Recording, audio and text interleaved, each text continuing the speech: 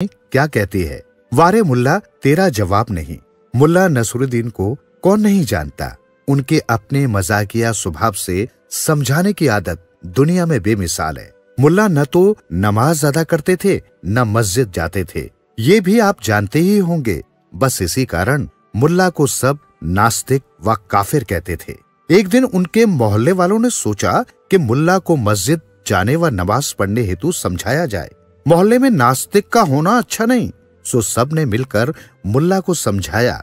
मुल्ला ने सबकी बात बड़े ध्यान से सुनी, फिर कहा, देखो भाई, मैं मस्जिद तो नहीं जा सकता हूँ, पर हाँ, तुम लोग इतना फोर्स कर रहे हो तो मैं अल्लाह को दिन में एक बार याद जरूर कर लूंगा, लेकिन करूंगा अपने वक्त पर तथा अपने तरीके से।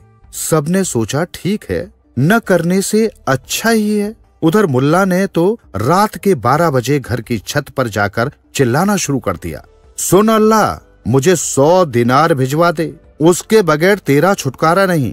जब तक तू 100 दिनार नहीं भिजवाता, मैं ऐसे ही रोज रात को नमाज पढ़ता रहूंगा, और ध्यान रखना कि पूरे 100 लूंगा, एक भी कम नहीं लूंगा।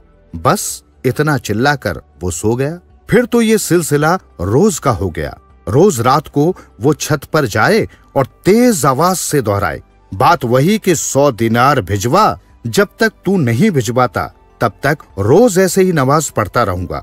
ये अजब नमाज हुई, और वो भी ऐसी अजब कि मोहल्ले वालों की शामत ही आ गई। उनकी रातों की नींद हराम हो गई। रोज रात मुल्ला चिल्ला चिल्ला कर पूरे मोहल्ले को उठा देता था, और ऊपर से इबादत भी बेतुकी व ऊटपटांग।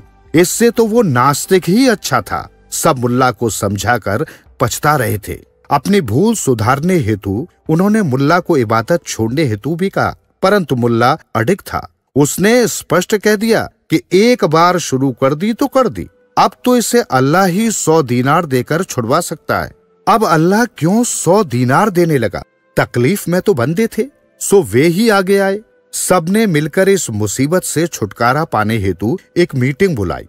सुझाव काफी आए, पर उनमें से एक ही प्रैक्टिकल जान पड़ा, और वो ये कि सब मिलकर 99 दीनार एकत्रित करते हैं, और जब मुल्ला रात को चिल्लाना शुरू करे तो वो दीनार पोटली में बांधकर उसकी छत पर फेंक देते हैं।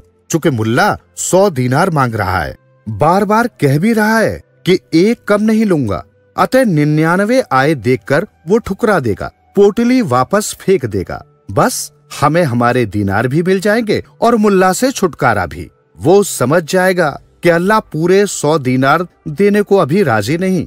अब प्लान बन चुका था और इंतजार रात का था। बस रात को मुल्ला ने जैसे ही चिल्लाना प्रारंभ किया कि अल्लाह पूरे 100 दीनार लूंगा, एक कम नहीं लूंगा, कि योजना अनुसार 99 दीनार से भरी थैली मुल्ला की छत पर फेंक दी गई। मुल्ला तो खुश हो गया। उसने झट से थैली खोल दीनार गिनने शुरू किए, लेकिन ये क्या, ये तो 99 हैं। उसने 2-3 बार गिने, पर थे 99 ही। खैर कोई बात नहीं। उसने दीनार फिर थैली में भरे और थैली हवा में उठाता हुआ बोला, वारे अल्लाह, तू भी प्रोफेशनल हो गया है, एक दीनार थैली का काट ही लिया।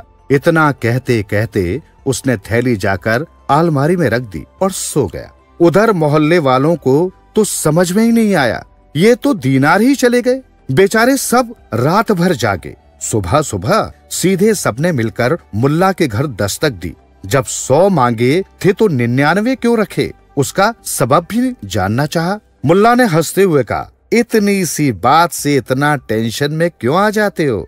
तुम लोगों के लिए ये बात नई कहाँ है? अच्छा बताओ, तुम लोग अल्लाह को जो भी चढ़ाते हो वो कभी अल्लाह तक पहुँचता है? उसे मौलवी ही ये कहकर रख लेते हैं कि तुम लोगों ने अच्छी भावना से नहीं चढ़ाया, इसलिए अल्लाह ने वो चढ़ावा नहीं स्वीकारा, अतः मजबूरी में इसे हमें रखना पड़ रहा है। जब वहाँ चुप हो जाते हो तो यहाँ भी चुप हो जाओ। मैंने भी अल्लाह के प्रोफेशनल हो जाने की आड़ लेकर आपके दीनार रख लिए।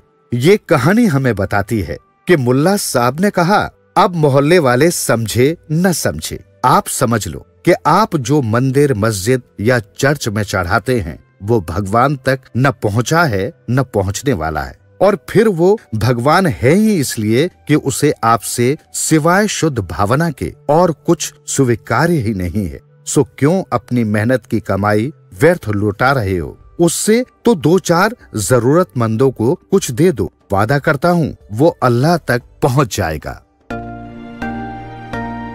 सुनते रहो दिल से यूं ही कहानियाँ,